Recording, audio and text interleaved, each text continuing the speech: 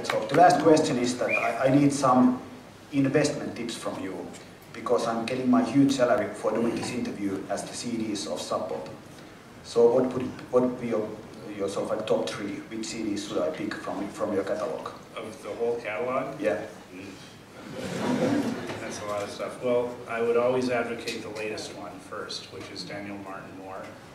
It's a record called Stray Age. He's a singer-songwriter who sent us a demo.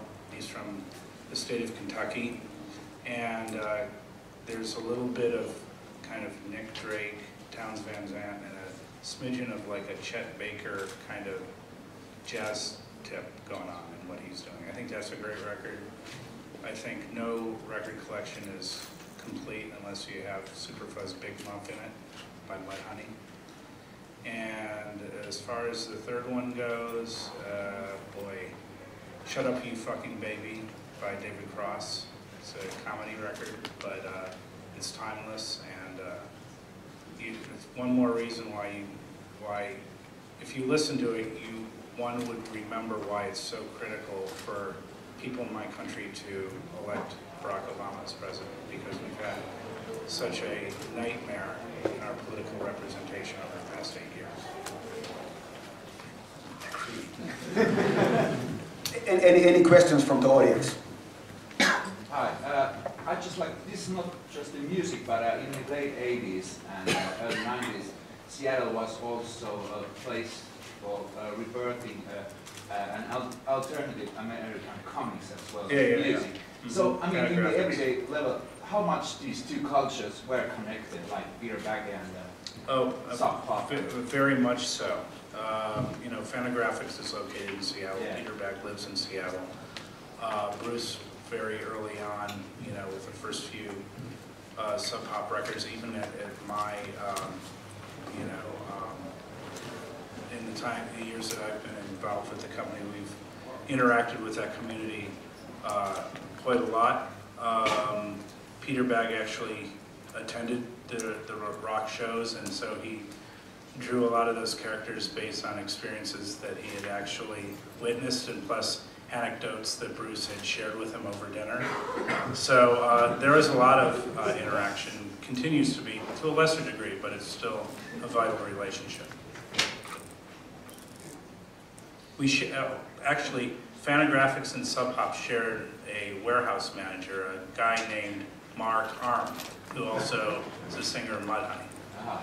We stole Mark Arm from Fantagraphics. Anything else? Oh, come on, I'm not that boring. Maybe I'm incomplete. Well, how important is the European market for Sub Pop? Very. We sell probably in aggregate about 25% of our records in Europe, well, in our outside markets, actually, which is what we refer to our outside markets as being outside the United States. And it's actually closer to 30%, of which, I don't have statistics to back me up, but a huge majority of that is in Europe. For a number of years, I hate to admit it, but we grossly mishandled the European marketplace with regard to the way our records were distributed. I think that there's still a lot of work that we can do, but the climate being what it is in the music industry in general, we have to be very careful with the people that we partner with, not just in terms of their, you know, integrity and what they're about with regard to their mission, but whether or not they'll pay, quite frankly. So, but we're continuing to move forward. We find that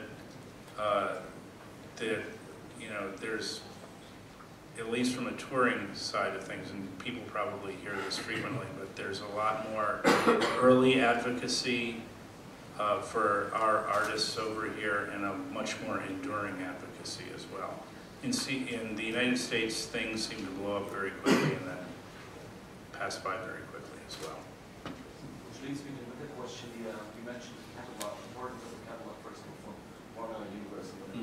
Like huge walls of interesting great records that are not being printed anymore. What about Sub Pop? Is all the stuff you ever put out still in print in one form or the other? Well, the great thing about, obviously, about the download capabilities is that you can make all the music available, but and which is something that we're working on doing. But you know, maybe it's just me, but I have a feeling not. Part of the experience of listening to the music comes down to the platform in which the music is presented, meaning, you know, it's great to be able to listen to a Mark Lanegan record and hear the music, but you actually want to be able to hold the vinyl as well and be able to have the, you know, the packaging. And so that poses a greater set of obstacles. But it's something that, again, you know, with regard to the exploitation of our catalog, that's something that we're having ongoing discussions internally about. There's a label in Seattle, the aforementioned Light in the Attic, who approached us about doing a comprehensive Mark Lanegan retrospective. And they do like such fantastic work, this label. And so our initial instincts are, well, gosh, a lot of this catalog belongs to Sub Pop, why don't we just do it? But then we think further and we go, well, they do it so right, you know, it would be an honor to be able to work with them.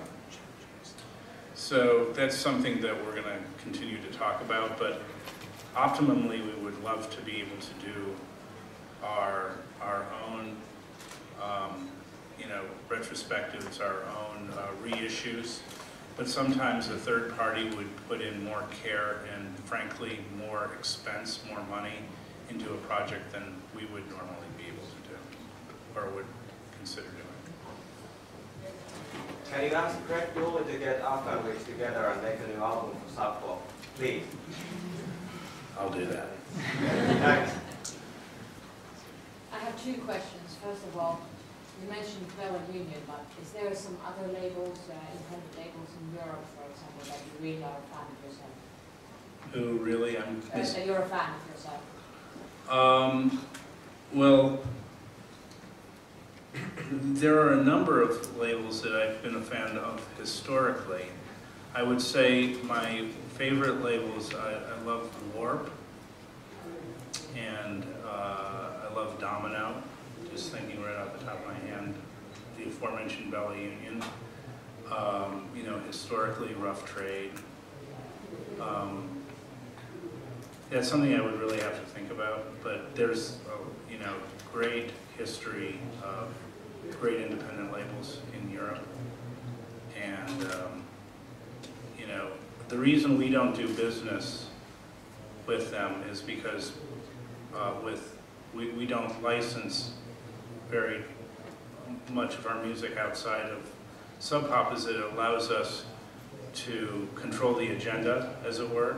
That when you have another label in another territory, there's always a tug of war in terms of how the limited time that the artist has to market their records and promote their records, how that's used. And, you know, funnily enough, artists from the United States always want to go to Europe to tour. So that makes it very difficult for us to get them to hit the road in the United States. So I hope that answers your questions.